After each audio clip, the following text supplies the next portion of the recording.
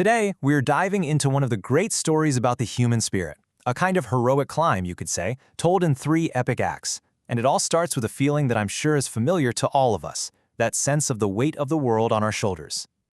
Yeah, that question. Maybe you felt it yourself, just this heavy, burdened feeling in your soul. Well, what if I told you that feeling isn't a sign of failure? In fact, it's the absolute, necessary starting point for a massive transformation. You see, that heaviness, that ache, it's the first signal that your spirit is gearing up to do its great work. But before we can even think about climbing, we have to understand what exactly is holding us down. And this force, it has a name. It's called the spirit of gravity. Think of it as the accumulated weight of all of society's rules, traditions, and duties.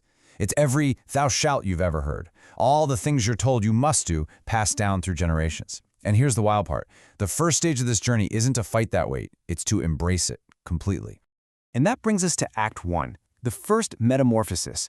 The spirit becomes a camel. A noble, incredibly patient beast of burden, strong enough to carry the heaviest loads imaginable, deep into the desert. Now pay attention to the posture here. It's really important. The camel doesn't just reluctantly accept its burden. It actually kneels for it. It goes looking for the heaviest truths, the toughest duties, and wraps itself in these leaden cloaks of tradition. So what are these burdens? Well, they're the sacred and necessary weights of morality, the ink-stained commands of old laws, and just the sheer difficult task of enduring it all. The camel actually believes that its strength, its whole purpose, is measured by how much it can carry into what's called its loneliest desert. But then, out there in that lonely desert, a crisis hits. The spirit looks around and doesn't find fulfillment, it finds emptiness. It feels starved of intensity, trapped in a cage built by other people's commands. And at that moment, it knows something has to change. The spirit just can't stay a beast of burden forever. To break free, to reclaim its own will, it has to go through a second, much more violent transformation. It has to become a lion. And look at this, it's a complete reversal. Where the camel kneels for duty, the lion roars for freedom. Where the camel accepts that great dragon called "thou shalt," the lion fights it. The camel endures. The lion shatters. This is a total, absolute rejection of everything that came before.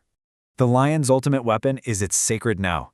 It's this defiant, powerful roar against the spirit of gravity, a rejection of every single command it once carried. This act of pure destruction is absolutely necessary to clear the way for freedom. But, and this is a huge but, here's the lion's big limitation. The lion is a creature of pure reaction.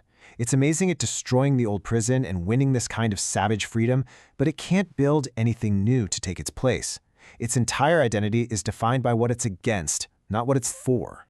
So the spirit, now as the lion, finds itself in a brand new kind of desert. It's a desert of pure, unadulterated freedom, but with no direction, no map. The old laws are just rubble at its feet. But what's supposed to rise from those ruins? This question, what now, demands the final and honestly the most profound metamorphosis of all. So from the humble beast of burden and the rebellious king of the desert, the spirit has one final transformation to make. It must become a child. A child? Why a child? Well, because a child represents a totally new beginning. It's about innocence, a fresh start. It has this incredible power of forgetting, of not being weighed down by all the battles of the past. And most importantly, where the lion roared a sacred no, the child speaks a sacred yes. The entire philosophy of the child is something called amor fati, which means the love of one's fate. It doesn't fight against life like the lion, and it doesn't just endure it like the camel. No, it embraces everything, the good, the bad, the joy, the pain, as if it were all part of some great cosmic play. And this is where the child gets its incredible power. It doesn't just survive hardship, it uses it.